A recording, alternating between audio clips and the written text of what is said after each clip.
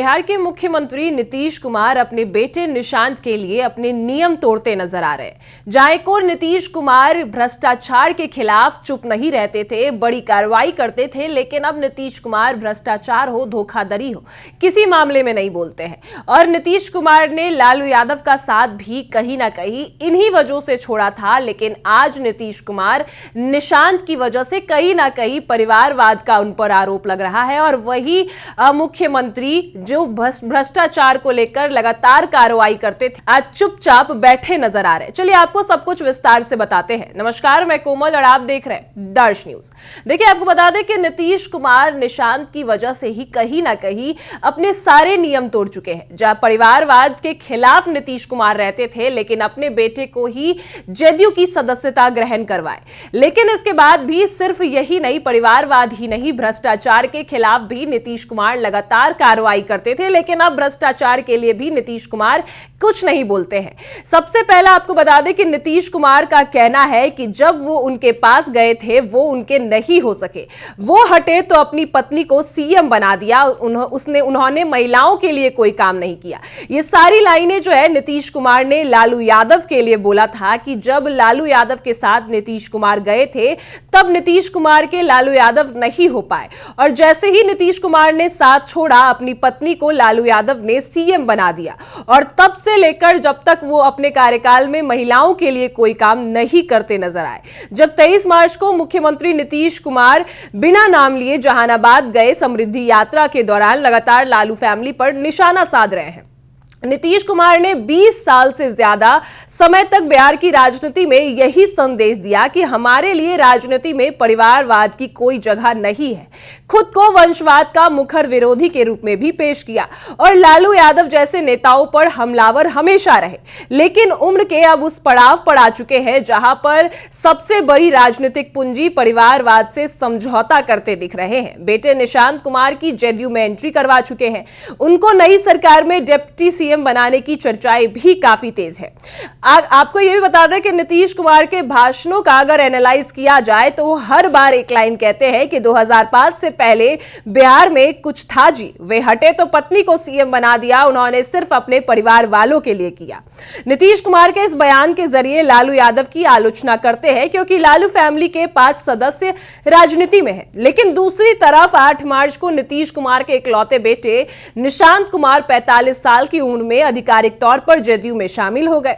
चर्चा है कि नीतीश कुमार के दिल्ली जाने के बाद निशांत कुमार को डिप्टी सीएम बनाया जा सकता है। नीतीश कुमार की बात करें तो वो परिवारवाद के खिलाफ रहते थे। वो इस मामले पर लालू यादव, रामविलास पासवान की अब कैटेगरी में शामिल हो चुके हैं।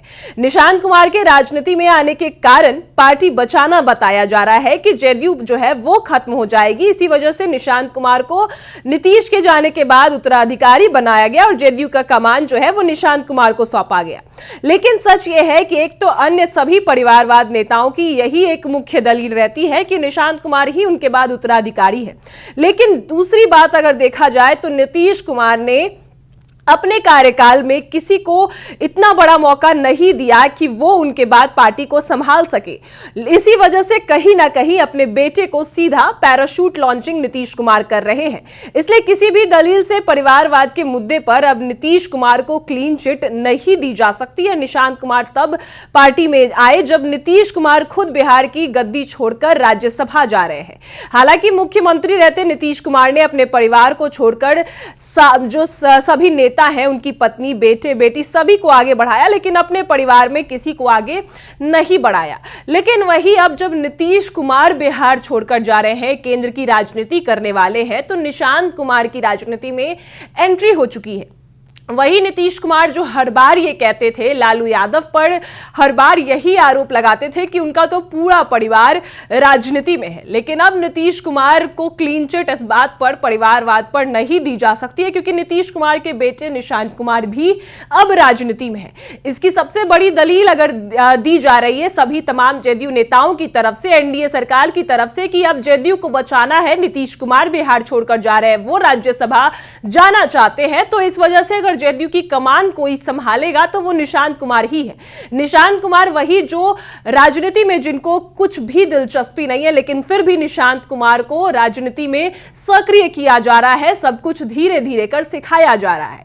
लेकिन दूसरी बात यह है कि नीतीश कुमार के जो नेता है वो ये दलील दे रहे हैं कि पार्टी को बचाने के लिए किया गया, लेकिन दूसरी बात यह है कि नीतीश कुमार ने अपने शासनकाल में जदयू के लिए कोई ऐसा बड़ा नेता बनाया ही नहीं जो नीतीश कुमार के जाने के बाद जदयू की कमान संभाल सके।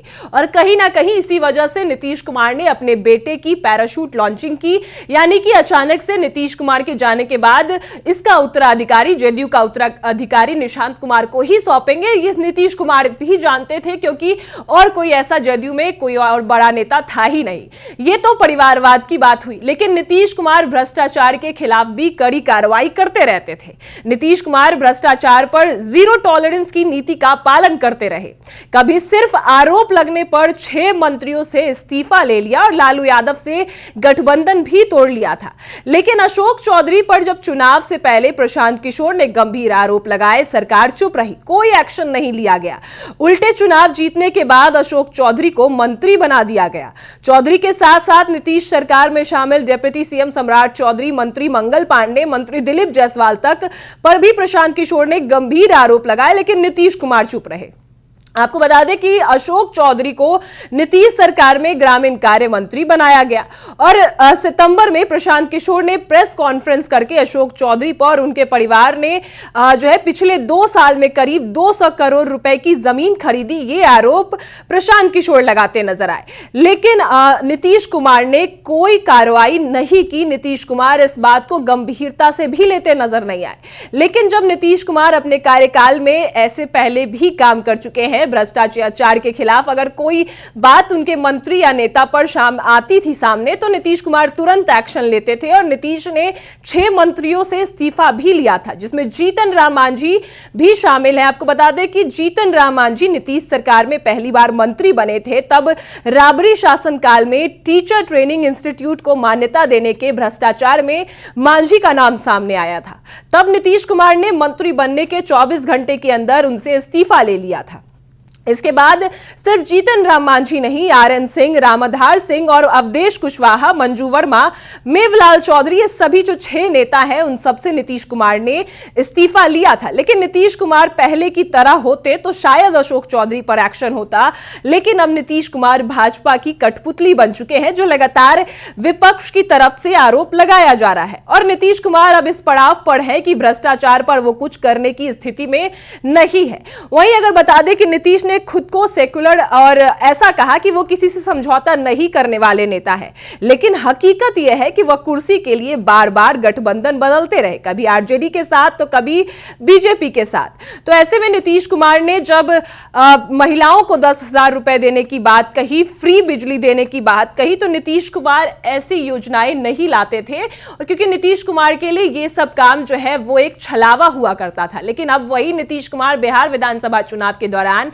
महिलाओं को 10-10 हजार रुपए देते नजर आए। उसके बाद उनका यह भी वादा था कि जो महिलाओं को आत्मनिर्भर बनाने के लिए 2 लाख रुपए जो है वो भी दिया जाएगा। वहीं 125 यूनिट बिजली फ्री का भी नीतीश कुमार ने वादा किया। वही नीतीश कुमार जो पहले अगर भाषणों में नीतीश कुमार की बात करें तो वो ये कहते थे कि फरवरी 2024 की बात करें तो बजट सत्र के दौरान विधानसभा में नीतीश कुमार ने कहा था कि मुफ्त बिजली देना बिल्कुल भी सही नहीं है। उन्होंने कहा था कि मैं शुरू से कहता हूं कि मुफ्त नहीं दिया जाएगा, बहुत कम कीमत पर उपलब्ध कराया जाएगा। लेकिन नीतीश कुमार ने इस बार अपना पूरा स्टंट बदल दिया। नीतीश कुमार ने 125 यूनिट बिजली फ्री दिया, महिलाओं को 10-10 हजार रुपए खाते में देते नजर आए। तो नीतीश कुमार के जो भी नियम थे वो इस साल कहीं ना कहीं टूट चुके हैं, क्योंकि नीतीश कुमार ने जब लालू यादव का साथ छोड़ा था तो इस वजह से छोड़ा था कि भ्रष्टाचार है और वो लालू परिवार में जितने भी उनके परिवार है वो सभी राजनीति में है, यानी कि परिवारवाद का उन पर आरोप लगा और इसी वजह से नीतीश कुमार ने साथ छोड़ा। लेकिन आज जब नीतीश कुमार खुद वो सारे नियम तोड़ रहे हैं, परिवारवाद भी नीतीश कुमार कर रहे हैं, अपने बेटे को राजनीति में सक्रिय किए, उसके बाद उनके मंत्री अशोक चौधरी हों और तमाम नेता हों, सब पर जब गंभीर आरोप लगे भ्रष्टाचार के, तब भी नीतीश कुमार चुप रहे, कुछ भी नहीं किया। लेकिन उससे पहले नीतीश कुमार ने अपने कई मंत्रियों से इस्तीफा लिया था। लेकिन अब जब नीतीश कुमार खुद ये काम कहते थे कि वो कभी छलावा नहीं करते, वो लालच नहीं देते हैं और सब कुछ मुफ्त में वो कभी नहीं दे सकते, लेकिन इस बार बिहार विधानसभा चुनाव में नीतीश कुमार ने बिहार की जनता को मुफ्त पैसे बांटे, मुफ्त बिजली दी और ऐसे में नीतीश कुमार के जितने भी नियम थे वो सभी टूट चुके हैं। जो वादा लालू यादव से नीतीश कुमार ने किया था वो भी अब नीतीश कुमार नहीं निभा पा रहे हैं। तो ऐसे में अब आगे क्या कुछ होता है बिहार की राजनीति में, क्या सत्ता परिवर्तन होता है, जो भी तमाम अपडेट्स आएंगे वो भी हम आपको बताएंगे। फिलहाल इस खबर में इतना ही। देखते रहे दर्ज न्यूज।